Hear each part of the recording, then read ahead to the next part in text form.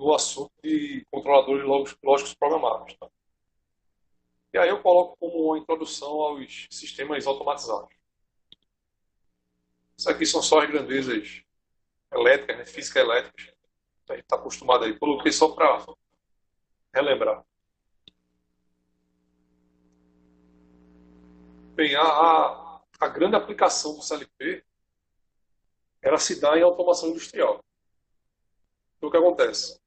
Para falar de automação industrial, a gente precisa falar sobre a Revolução Industrial. Tá? Então, eu conto um pouco de história aí do que foi a Revolução Industrial e onde o CLP se encaixa. Né? Porque o CLP, isoladamente, ele é como se fosse um pequeno computador que executa um programa. Tá? Ele tem um sistema de entradas e saídas e roda um programa. A partir das entradas e o programa que está rodando, ele altera as saídas, de acordo com a programação que foi feita. Então, o que ocorre? Falar sobre isso fica muito vago. Isso é aplicado onde? Isso é aplicado em automação industrial. Tá? Basicamente, desde pequenos processos, pequenas plantas, até uma bomba d'água, por exemplo. Até uma simples bomba d'água, uma bomba de fluido, uma bomba de processo, ela pode ser automatizada, dependendo do que está sendo controlado. Tá? Por isso que eu trago a história do CLP para um ambiente um pouco maior. Por quê? Ele está inserido num ambiente industrial.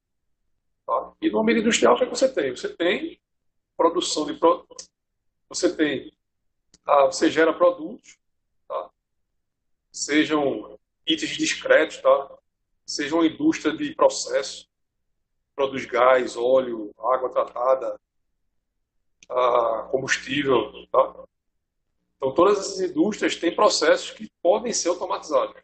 Então aí é onde se encaixa os controladores lógicos programados, que são CLPs. Então, ó, a partir da Revolução Industrial, o que aconteceu? Aconteceu uma mecanização da produção. Tá? Então, antes disso, a gente tinha um método de produção manufatura. Então, você queria produzir tecido, por exemplo, que é o grande foco, né, da Revolução Industrial.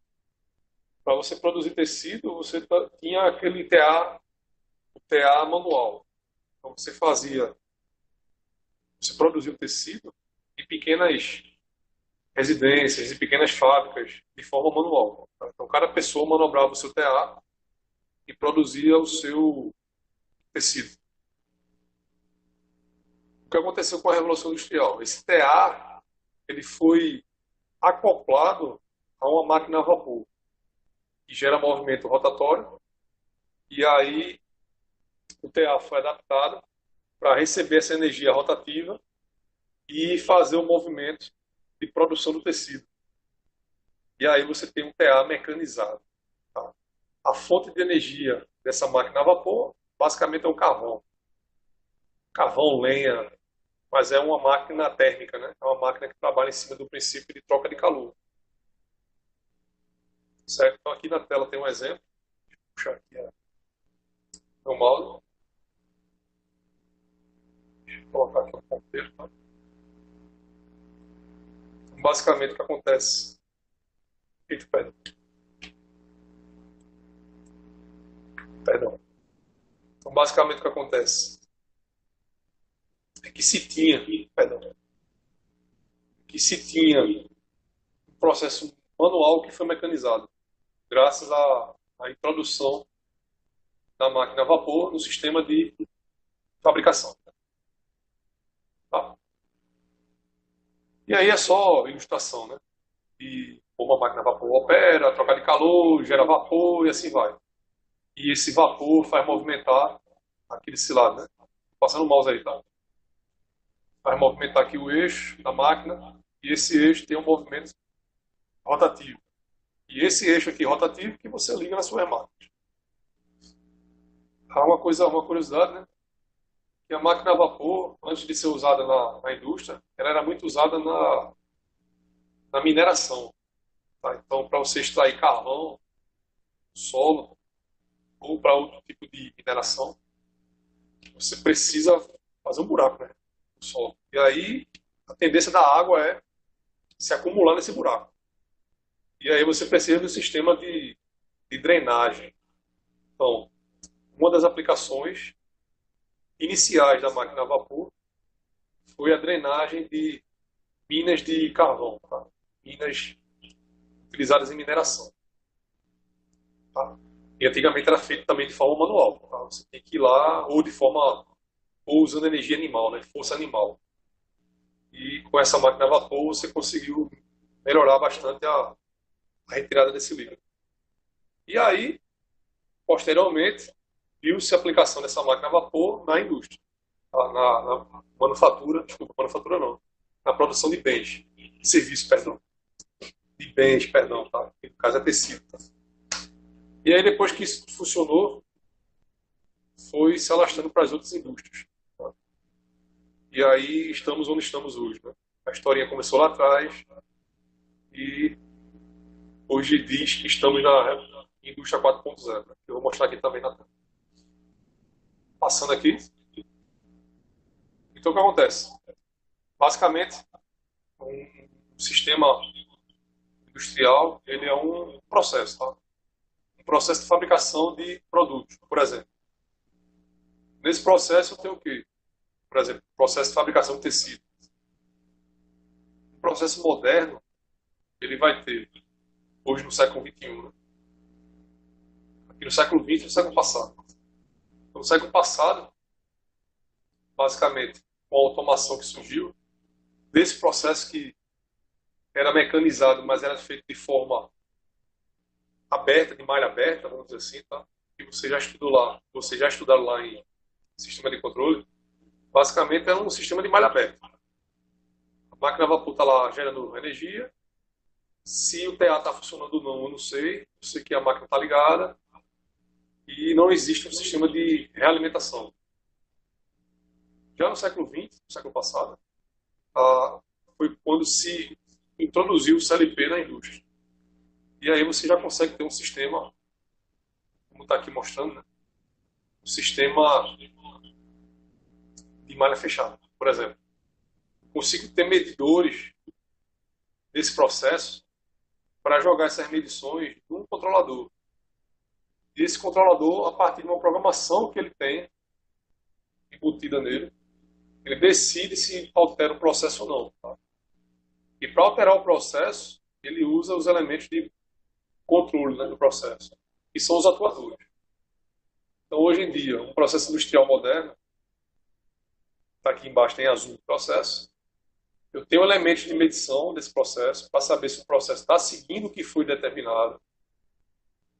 De forma automática, eu jogo essas medições para um controlador, ele compara essas medições com o que foi programado anteriormente, que o processo deve executar. Se estiver fora desses padrões que foram pré-determinados, ele corrige o processo através dos elementos finais de controle, que são os atuadores.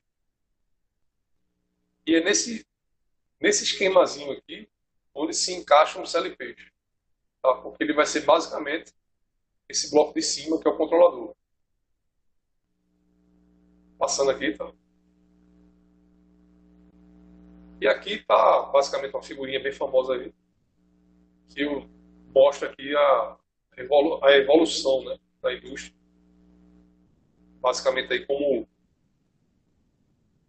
os europeus aí veem, né, os americanos, onde é que nós estamos, né? Então, basicamente, eles dividem aqui em eras, né, vamos dizer assim, né? Em tipos de indústria. Então, a indústria 1.0 foi aquela mecanizada, basicamente é força mecânica, tá? É máquina a vapor, é roda d'água, tudo isso já era usado. Então, mas basicamente, com a introdução da máquina a vapor, esse steam power nos sistemas de produção, aumentou em muito a escala de produção, deu maior velocidade e menor custo Então foi essa a grande revolução que aconteceu lá na indústria 1.0. Já aqui na indústria 2.0, e basicamente essa divisão aqui é do pessoal daquela empresa alemã, né, IFS, Fraunhofer, né, que é a mesma empresa que desenvolveu o IP3, elas estão desenvolvendo isso aqui, né, essa divisão. E eles dizem lá que a indústria 2.0 ela se caracteriza pela energia elétrica e pela chamada linha de produção. Tá? Então, diz a história que existia lá em Nova York uma açougue, tá? Um frigorífico, perdão, que criou uma vamos dizer assim, né, uma linha de processamento de carne, que era uma correia transportadora movida por energia elétrica, em que os operadores, a cada parte que passava, eles faziam um corte diferente naquela peça de carne. E diz a história que Henry Ford soube desse processo, né, desse frigorífico, e implantou isso na fábrica dele. A fábrica dele já existia, a fábrica da Ford, e ele colocou esse método de produção em série na fábrica de carros dele. E aí, onde historicamente se diz, quando se iniciou, né, a linha de produção moderna. A terceira revolução industrial foi exatamente a introdução do CLP no processo de fabricação, tá? Na automação industrial. Então, essas duas revoluções anteriores, elas tinham algum tipo de automação? Tinham, com certeza. A própria máquina a vapor, também é atribuído a James Watt, o regulador de velocidade da máquina. Então, deixa eu colocar aqui na tela, tá? Em parte online é bom porque você tem aqui internet. Então, o regulador de velocidade, e uma máquina a vapor, deixa eu colocar aqui na tela.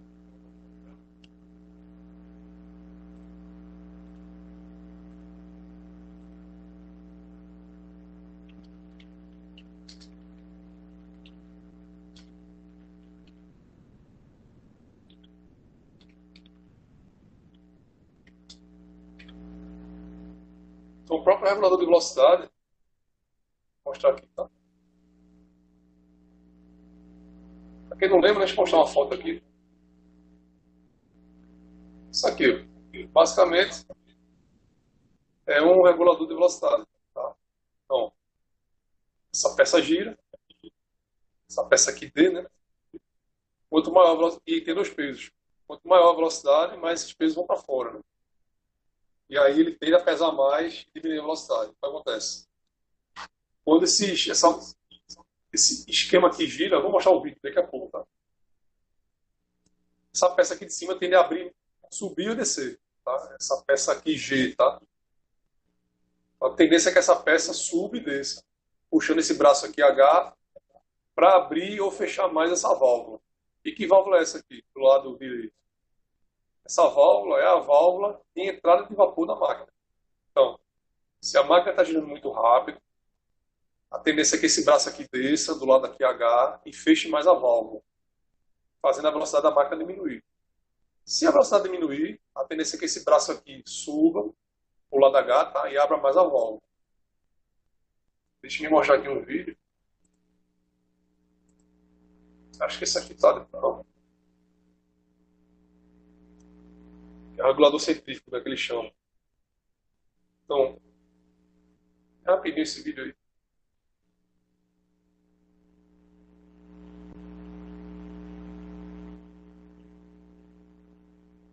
Museu da Indústria.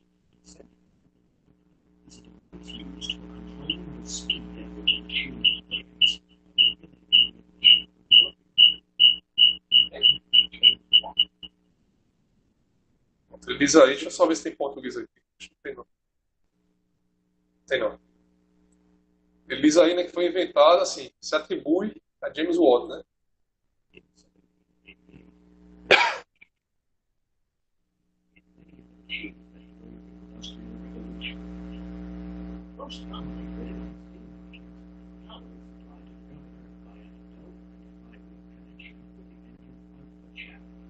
Isso. O eixo.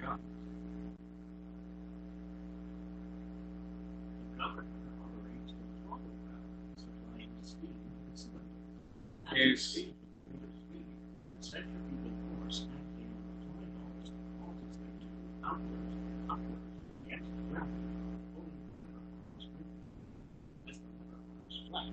Isso.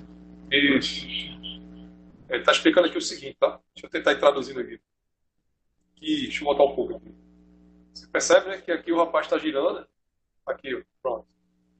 E quanto mais rápido ele gira, mais as esferas vão para a força centrífuga, né? Vão para fora.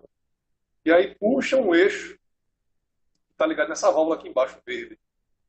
E a tendência é que essa válvula feche a entrada de fluxo, fazendo a máquina girar devagar. Basicamente isso que está dizendo.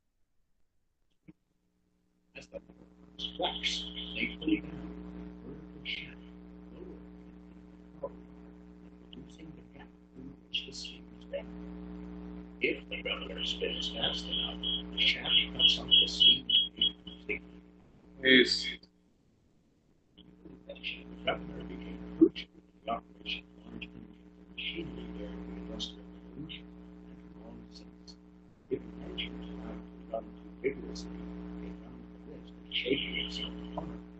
Furthermore, in large factories where a multitude of high-end machines were configured to run off of the same engine as the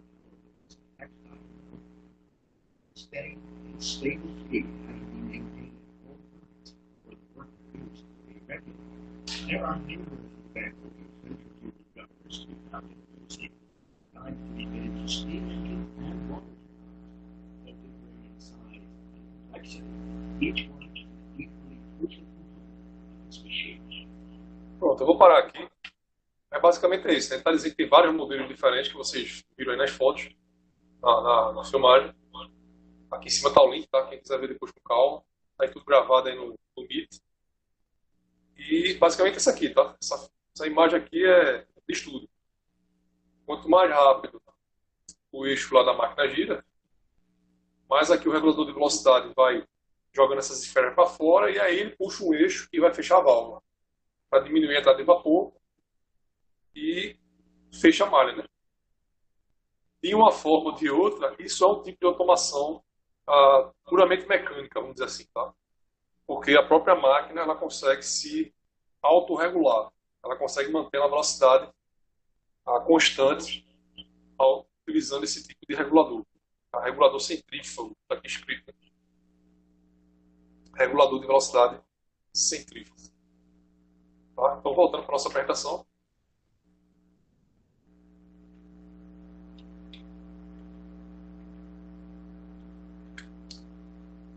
Essas duas, a primeira e a segunda revolução, tinham alguma forma de automação, tá? Bem rudimentar, puramente mecânica, ou se confiando em chave fim de curso, essas coisas, mas que funcionava. A terceira revolução industrial se caracteriza pela aplicação do próprio CLP. E aí eu vou ter sinais mais elaborados, vamos dizer assim, tá? Aqui eu já tenho uma aplicação de sensores de mais sofisticados, sensor de temperatura, sensor de pressão, mais modernos, vamos dizer assim, tá? Os que a gente tem hoje. Sensor piezoelétrico para medir pressão, por exemplo, que aí eu consigo colocar ele numa cápsulazinha pequenininha, tá? Para medir pressão, medir temperatura, por exemplo. Voltando aqui de novo, né? A gente pode ter aplicações aqui, sensores industriais. Então, esses sensores industriais, tá? Por exemplo, sensor de fim de curso capacitivo, fim de curso indutivo, tá? Que é o exemplo aqui. Essa figurinha aqui, tá, que eu estou mostrando, tem vários tipos de sensor finicus. Eu posso ter sensor de temperatura.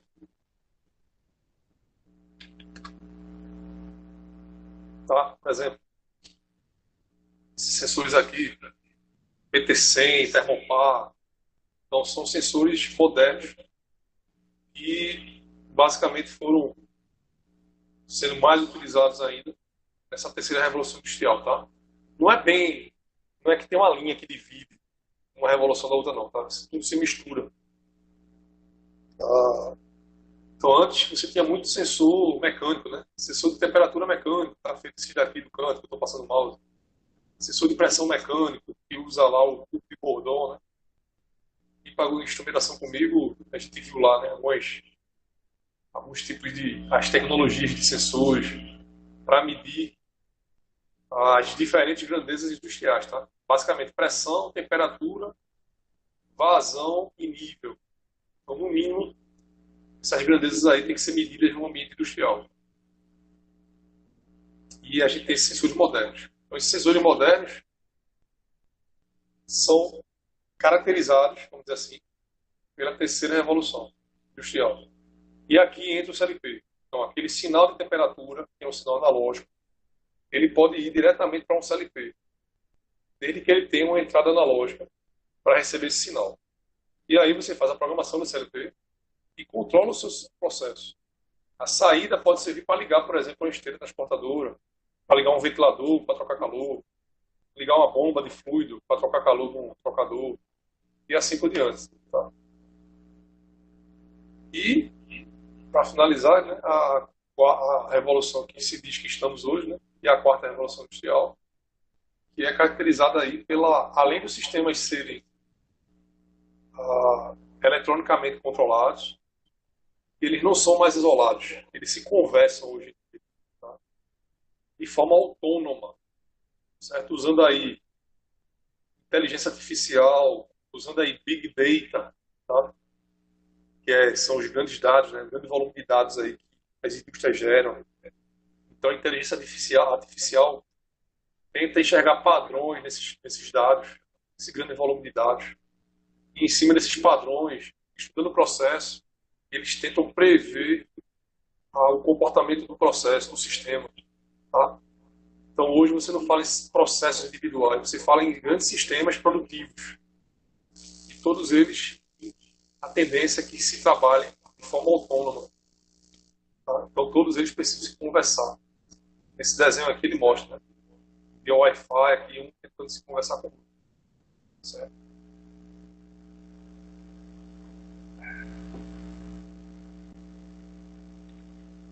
E aí tem a Smart Grid, que são as redes elétricas inteligentes, que também usam muito CLTs, tá?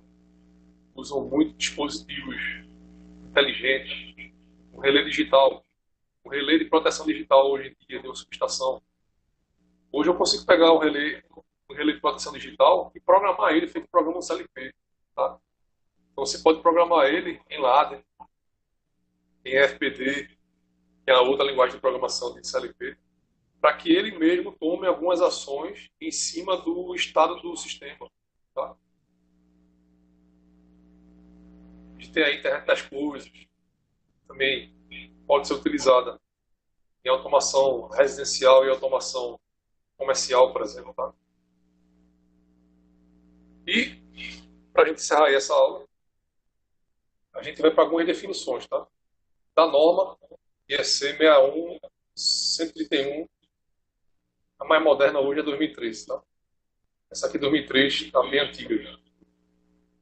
Então essa norma IEC, ela define que é um controlador lógico programável, né? Em inglês, PLC. Eu evito, tá, pessoal, usar o termo em inglês, mas fica à vontade. Você pode falar CLP ou PLC, tanto faz. Eu vou falando português mesmo, então PLC, CLP. Tá? Então lá na norma ele define o que é um CLP. Tá? Eu vou ler aí só para a gente registrar. A norma define como um sistema eletrônico digital projetado para uso em ambiente industrial, que usa uma memória programável para armazenar instruções e implementam funções específicas, tais como lógica, sequenciamento, temporização contagem aritmética, para controlar, por meio de entradas e saídas digitais e analógicas, vários tipos de máquinas e processos. O CLP e seus periféricos são projetados para que sejam facilmente integrados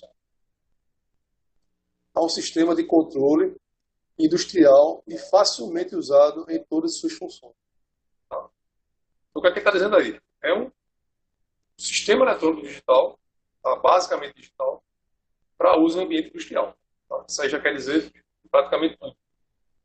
E hoje em dia, esses caras têm que ser facilmente programável e facilmente integrável. Tá? Ter um CLP que não se conversa com ninguém, como a gente já falou lá, no slide anterior, que não conversa com nenhum outro sistema digital, não é interessante mais hoje. Hoje a tendência é que tudo convija para um sistema totalmente automatizado, tá? Totalmente autônomo, para ser mais claro. Tá? Então o CLP tem que ter canal de comunicação, ele tem que ter diferentes linguagens de programação, diferentes protocolos de comunicação, se possível, tá? Para poder tornar essa integração possível, como a norma exige. Tem até algumas pessoas que nem chamam mais aqueles relezinhos programáveis, né? CLP de pequeno porte, não chamam mais aquele CLP, tá? Porque ele não tem rede de comunicação, ele não se comunica com ninguém, tá? Então é um CLP, vamos dizer assim, de pequeno porte para uma automação local. Se você quer um CLP, como a norma exige, tem que ser um cara que se comunique com outros CLPs e outros sistemas digitais. Passando aqui, tá? Aí tem o histórico do CLP. Ele surgiu por volta da década de 60 do século passado, na indústria de automotivo. Aí conta a historinha aí, né? Não vou ler de novo isso aí. Mas basicamente, para você modificar uma linha de fabricação de um carro, tinha que parar a fábrica e reprogramar mecanicamente, né, as máquinas do processo. Antigamente você tinha os famosos quadros de relé, né? Você fazia uma programação, vamos dizer assim, né? Utilizando relé eletromecânico. Então você construiu uma lógica, que é a mesma lógica que a gente usa até hoje na linguagem ELAD, né? Que é a chamada linguagem de relés, tá? A lógica de relés. Então antigamente você tinha um painel de relés que fazia uma programação. E para reprogramar esse painel de relés, demorava muito tempo, porque você tem que tirar o fio de um relé e botar no outro, tirar a saída de um relé, o contato, ligar em outro lugar, sair reprogramando tudo. Tá? Fisicamente tirando fio de lugar e botando em outro. Isso demorava um mês para reprogramar uma linha de fabricação de um automóvel, por exemplo. Com a chegada do CLP, que foi possível depois da criação do circuito integrado e toda essa evolução da eletrônica, da microeletrônica, foi possível se criar um CLP. E o CLP, você programa ele utilizando uma linguagem de programação. Então você não precisa mais parar a fábrica, desmontar o painel de relés e sair tirando cabo, botando de um lugar no outro. Não. Você vai pegar o CLP e baixar um novo programa nele. E ele, a partir do novo programa, vai, a partir das entradas que ele tem, vai modificar as saídas. Então você não precisa mais fisicamente sair tirando cabo, tirando fio, tá? Você apenas reprograma o CLP. E aí eu ganho tempo. Eu saía de uma parada de um mês para reprogramar uma linha para uma parada de uma semana. Basicamente, tá?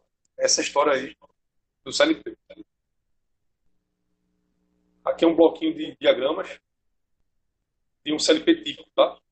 Basicamente, os sensores e os atuadores não fazem parte do CLP, fazem parte do processo, como a gente já viu no outro slide. O que é que faz parte do CLP? O módulo de entrada, a unidade central de controle, tá? O próprio programa, né, que não está gravado na memória, e o módulo de saída. Basicamente isso define um CLP. Lógico, aqui está faltando, né? Dentro da unidade de controle, existem os canais de comunicação, existem os circuitos de fonte de alimentação, existe um circuito de programação, porque você tem que ligar esse CLP no computador para baixar o programa. Tudo isso aí são circuitos que existem aí na unidade central. Passando aqui, tá? Aqui é um exemplo típico de um sistema industrial utilizando CLP, moderno, né, de hoje em dia. Eu tenho lá aqui embaixo, né, os meus equipamentos de campo, por exemplo, uma IHM, né, aqui está em inglês, né, Human Machine Interface, Human Machine Interface, interface homem-máquina. Tá? Então, basicamente é o quê? Uma telinha em que a gente tem uma interface com o usuário. Então, o operador ele tem aqui uma telinha que ele pode ligar e desligar uma máquina, por exemplo. Essa IHM hoje é um sistema também digital e tem uma rede de comunicação. E eu posso integrar ela num CLP, numa rede industrial que tem um CLP controlando. É essa comunicação que a norma exige, para que o CLP possa ser integrado num sistema maior de controle industrial. Eu posso ter aqui embaixo, né, registradores, posso ter aqui outro tipo de equipamento, um inversor de frequência, uma soft start, computador industrial, uma máquina CNC, comando numérico, né, um torno CNC, que pode estar ligado a uma rede industrial que tem um CLP controlando esse processo. E esse CLP, essa rede industrial, em geral está ligada numa rede maior, tá? Uma rede aqui normal, tá? Uma rede Ethernet. Só que é uma rede Ethernet industrial. Tá? Aqui tem todo o nível de segurança, não é uma internet de uma LAN house, por exemplo. Tá? É uma internet industrial que tem toda a proteção aqui contra a cibersegurança, contra invasores externos, porque aqui dentro está rolando o quê? Está rolando as informações de produção. Tá? Então você não vai querer que sua indústria tenha esses dados invadidos aí por um concorrente, por exemplo. E geralmente tem uma ponte aqui, né, um gadget, que ele comunica a rede industrial, que pode ser, por exemplo, uma rede Modbus, uma rede Profibus, se comunicando aqui com a rede Ethernet, TCP/IP normal, tá? Que você usa aí na internet da sua casa. Tem um gateway que faz essa comunicação, né, essa porta. E aqui em cima temos os computadores rodando os sistemas supervisórios, tá? O famoso SCADA da vida, né? Tá aqui, né, a sigla dele que significa. É um sistema supervisório, né, de controle e aquisição de dados. Então, SCADA significa isso. E, além disso, podemos ter sistemas de mais alto nível. Por exemplo, o sistema ERP, Enterprise Resource Planning, né, que é um sistema de planejamento dos recursos do negócio, né, do Enterprise, da Enterprise, da sua indústria. E esse sistema é onde os diretores da empresa vão ter os acessos, os acionistas, para ver o quanto está se produzindo, os estoques e assim por diante. Tá? Então, tem uma rede industrial de baixo nível, de campo, vamos dizer assim, e a rede de alto nível, de computadores. E que essas informações trafegam de um lado para o outro, utilizando para controlar, por exemplo, o CLP. Passando aqui. Aqui é só outro exemplo, né, dos níveis de automação. Tem o primeiro nível aí, né, que é o nível de dispositivos, tá aqui escrito, né, device. Tem um nível aqui de sistema de controle, né, de sequência de controle, tá, de máquinas, de CNC, assim por diante. O sistema terceiro nível aqui em cima, que é um sistema já de controle de produção, e o sistema de enterprise, né, que é o gerenciamento da fábrica. Esse que eu falei, né? E cada nível desse se caracteriza por diferentes redes e diferentes dispositivos. Basicamente, no chão de fábrica, eu tenho os dispositivos em si, né? Eu tenho um posicionador de válvula, eu tenho um atuador, eu tenho entrada e saída, eu tenho sensores, IHM, se comunicando numa rede industrial. Por exemplo, uma rede Profibus ou Modbus. Num nível acima, eu tenho um CLP. Já se comunicando aí com alto nível com outras partes do processo. Mais em cima eu tenho o sistema SCADA, basicamente, tá? Que é o supervisório, e acima dele o sistema de gerenciamento da fábrica. E aqui já usa a TCP/IP, tá? Rede Ethernet normal. Normal, entenda-se, né? Entre aspas, rede industrial. Passando. O sistema de medição a gente já viu, né? Basicamente, ele vai pegar perdão, ele vai adquirir os sinais do processo, tá? As grandezas, temperatura, pressão, velocidade da esteira, velocidade do motor, temperatura da caldeira, e assim por diante, e jogar para o sistema de controle. Vou passar aqui rapidamente, tá? E aí joga para o sistema do CLP, eu crio uma rede industrial e jogo para o sistema supervisório. Tá? Existem alguns sistemas aí, o SCADA-BR, por exemplo, que é um supervisório free, né? Open source, que a gente pode estar usando aí na disciplina, tá? Vou passar aqui.